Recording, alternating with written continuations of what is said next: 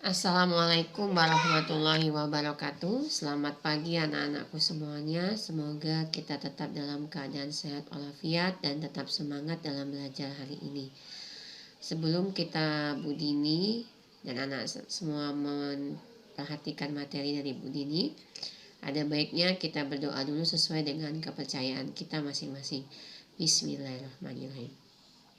Baiklah anak-anakku semuanya, dua materi yang terdahulu, hari Senin dan hari Selasa, sudah Bu Dini jelaskan tentang wujud benda, ya, dan wujud benda dan macam-macam benda, ya, sama sifat benda.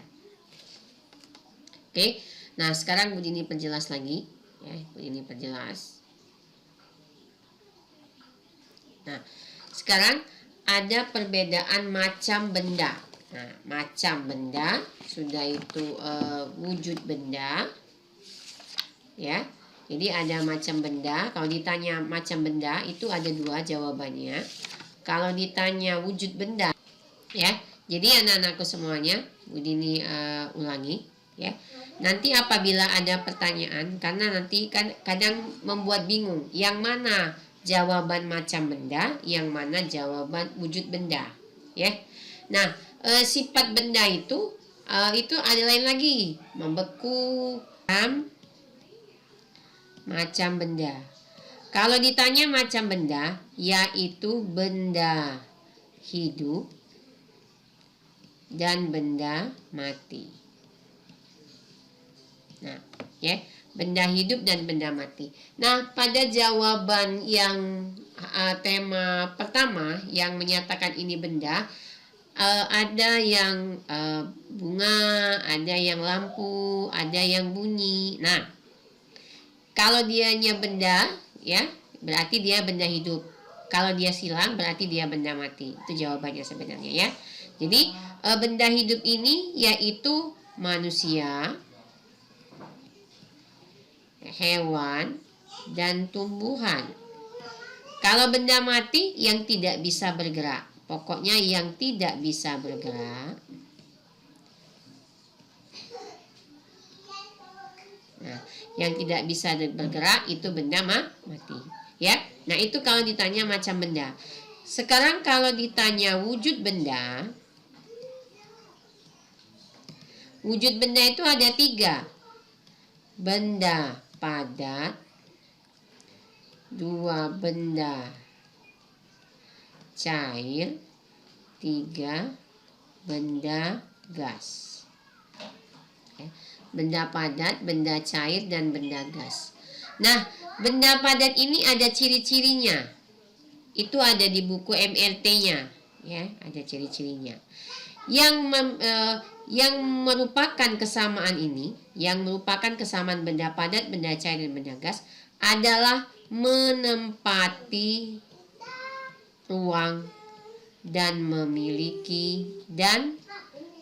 memiliki massa atau berat.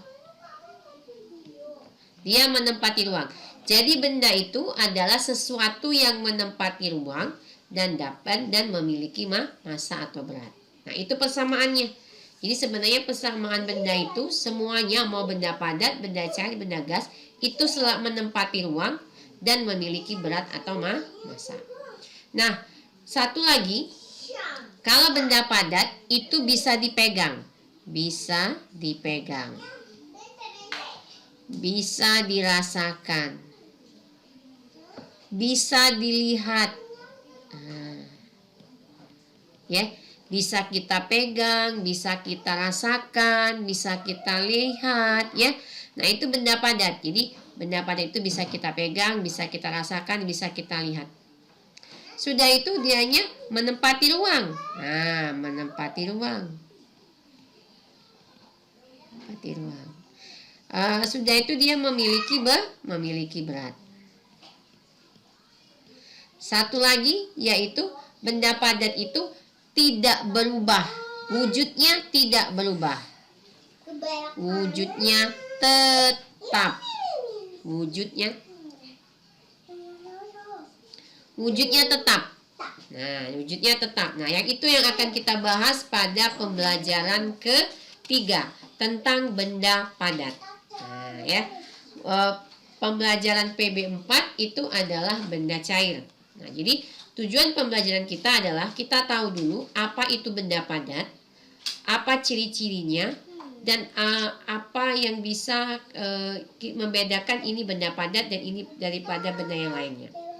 Ya. Nah, sekarang buka kalian halaman 73. Benda padat itu banyak, ya. Contoh yang ada di buku itu, gurunya dia lagi memberikan contoh, ada buku, ada pensil, ada penghapus, ya, ada buku, ada pensil, ada penghapus. Itu semuanya benda padat. Nah, benda padat ini, Bu, dia bisa dipegang. Bisa enggak kalian pegang buku? Bisa. Bisa enggak dia dirasakan? Bisa enggak dia dilihat? Bisa. Oke. Nah, yang kedua, dia menempati ruang. Sekarang dia diletakkan di atas meja, dia menempati ruangnya. Nanti dia letakkan di dalam gelas, dia menempati ruangnya. Ya. Memiliki berat, dia punya berat, ya. Dia mau dianya 1 kilo, ada yang 1 gram, ada yang 1 ons, ada yang 1 hektagram, itu dia punya berat. Jadi dia punya berat. Wujudnya tetap, mau diletakkan di mangkok wujudnya masih buku, mau diletakkan di baskom dia masih wujudnya buku, mau diletakkan di panci masih wujudnya buku, mau kita letakkan di atas meja pun dia wujudnya masih buku. Jadi wujudnya tetap, ya, wujudnya tetap. Nah, itu benda padat. Nah, di sana ada percobaan halaman 75, ya.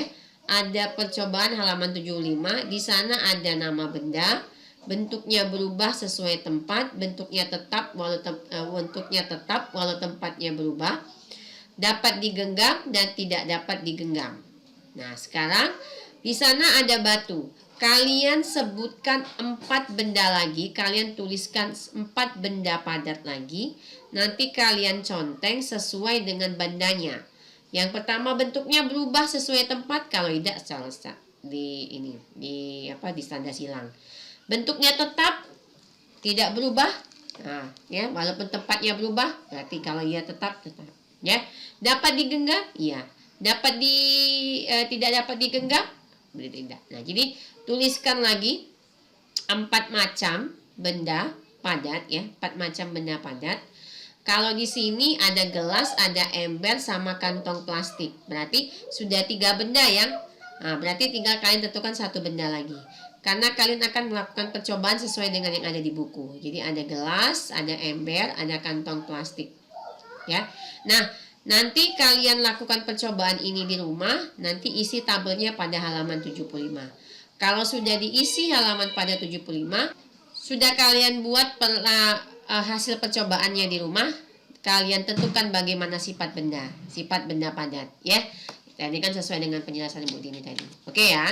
Nah, sekarang benda itu ada yang namanya memiliki berat. Nah, memiliki berat, ya. Sudah itu benda itu waktu itu pernah kita bahas juga, benda itu bisa kita ukur.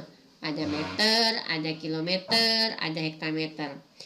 Nah, kalau untuk mengukur tanah tidak bisa dengan yang namanya ukuran pita, meteran pita, tapi meteran roll. Karena mau mengukur tanah atau luas tanah, ya. Nah, jadi, di halaman 76 itu ada soal cerita. Soal ceritanya itu adalah tentang soal cerita. Nah, kalau dia soal cerita, buat diketahui. Nah, kita tulis dulu diketahui. Anton pergi ke sekolah dengan bersepeda. Jarak yang ditempuh Anton dari rumah ke sekolah adalah 2.200 meter. Jadi, yang pertama, rumah ke sekolah 2.200 meter. Setelah menempuh jarak 1.500 meter dari rumahnya, Anton bertemu dengan Titus. Anton mengajak Titus bersama ke rumah. Berapa meter lagi jarak yang harus ditempuh Anton dan Titus? Nah, di tengah perjalanan kedua, Di tengah perjalanan, Anton bertemu Titus pada jarak 1560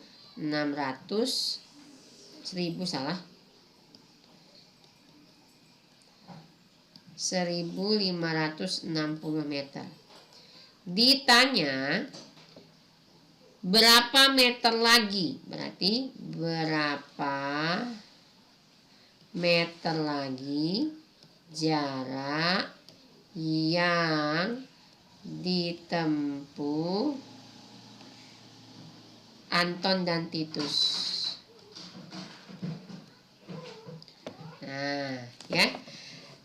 Jadi jawabnya, nah, karena ditanya, ya, kayak gini. Kalau dalam logika, jarak ini rumah, ini sekolah. Ya. Dari rumah sekolah ini jaraknya adalah 2200 meter. Rumah Anton. Rumah Anton. Jadi dari rumah Anton ke sekolah itu 2200 meter. Kita buat ininya ya, perumpamaannya. Setelah menempuh, nah pada saat Anton mau menempuh di jarak 1560 meter, dia bertemu Titus di sini. Nah, dia bertemu Titus pada jarak 1560 meter, dia bertemu dengan Titus. Berapa lagi? Nah, berapa lagi jarak yang harus ditempuh Anton dan Titus ke sekolah? Nah, jadi itu maksud soalnya. Ya. Berarti kalau seperti ini, kalau kita buat perumpamaan seperti ini, kita akan bisa jawab. Jadi, soal matematika kita buat seperti ini, ya. Jadi, rumah Anton, jaraknya dari rumah Anton ke sekolah itu 2200 ya, 2200 meter. Nah, pada pertengahan, di pertengahan jalan, dia bertemu Titus pada jarak ini. Jadi berapa kira-kira dari sini ke sini nanti? Nah, berarti jalannya adalah jarak yang ditempuh Anton dan Titus untuk sampai ke sekolah adalah 2200 meter dikurang 1560 meter. Oke? Nah, berapa jaraknya? 2200, kita cari 2200 dikurang 1560 meter. 0 dikurang 0, 0. 0 ini tidak bisa, ini jadi 1. Ini jadi 10. Ini 4, ini 11, ini 1. 11 tambah dikurang 5, 6. Nah, ya. Jadi jaraknya tinggalnya adalah 640 meter. Jarak yang ditempuh Anton dan Titus untuk sampai ke sekolah adalah 640 meter. Ya. Nah, itu adalah cara menjawab pertanyaan soal cerita nomor 1. Nah, nanti yang harus kalian jawab ya, nomor 2, jarak rumah Fatima ke sekolah 1800 meter. Jarak rumah Ratna ke sekolah adalah 3700 meter. Berapa jarak perbedaan? Nah, berarti nanti dibuat jarak rumah Ratna seberapa. Nah, nanti jarak rumah itu berapa perbedaannya. Berarti harus dikurang ya. Nah, nomor 3, Ratna dan keluarganya pergi ke Surabaya naik kereta. Jarak rumah Ratna ke Surabaya 320 km. Kereta telah menempuh jarak sejauh 180.000 meter. Berapa kilometer sisa jarak yang harus ditempuh? Nah, ini ada km sama ada m. Nah, berarti ya nak ya, kalau dia ada km sama m, sekarang ditanya soalnya itu nomor 3 ya, nomor 3. Nomor 3 itu berapa km? Berarti yang meter tadi harus jadi km. Ya. Nah, jadi kita buat misalnya diketahui. Ini kasih ya. Ininya. Jarak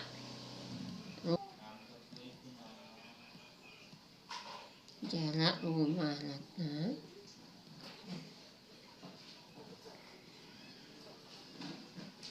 ke Surabaya 320 km. Satu. Yang kedua, jarak yang ditempuh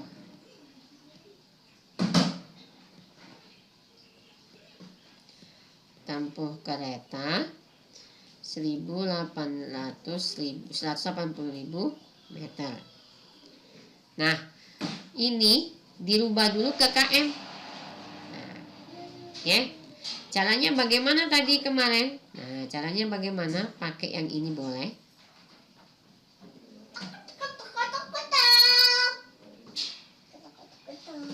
km, hektameter, dekameter, meter, desimeter, sentimeter, milimeter. Ya. Nah, ini 180. 180.000. 180 ke km, berarti ke sini. Nah, kalau dianya ke sini, berarti ini dibagi. Berarti adalah 180.000 meter sama dengan 180.000 dibagi berapa? 1, 2, 3. Berarti nolnya ada berapa? Tuh, 2, 3. Berarti nolnya ada 3. Bagaimana cara Budini kemarin? Ini coret, ini coret 1. Ada lagi nolnya, coret 1, pasangkan dengan 1. Coret 1, pasangkan dengan 1. 180 bagi 1 adalah 180 km. Nah, nanti baru ya, berapa sisanya? Nah, ditanya sisa jarak berapa km sisa jarak yang harus ditempuh, itu adalah ditanya. Nanti baru jawab. Ya, paham ya? Jadi nanti kalian jawab nomor 2, nomor 3, dan nomor 4. Nah, yang halaman 75 tadi tidak usah dikirim di GC, ya, tetapi tetap kerjakan di buku tema. Nah, yang akan kalian kirim ke GC itu adalah halaman 76. Nah, untuk SBDP, naik kereta, menyanyi lagu naik kereta, itu ada pakai ketukan kaki. Jadi Budini pengen kalian praktekkan menyanyi naik kereta pakai ketukan kaki ya. Naik ke puncak gunung, pakai ketukan kaki ya, pakai ketukan kaki. Ikuti gambar 77. Jadi pakai ketukan kaki. Jadi videokan menyanyi naik kereta api pakai ketukan kaki ya, pakai ketukan kaki. Ya, yang sederhana aja, yang biasanya kan jalannya pakai tangan ya, ini pakai kaki aja. Naik, ya, dicontohkan pada halaman 77. Nah, itu jadi yang harus kalian kirim itu ke GC 76 sama 77. 76 dan 77. Oke, anak-anakku semuanya, itu aja materi hari ini. Semoga apa yang Budini sampaikan bisa kalian mengerti dan bisa kalian pahami. Buahi dengan wassalamualaikum warahmatullahi wabarakatuh.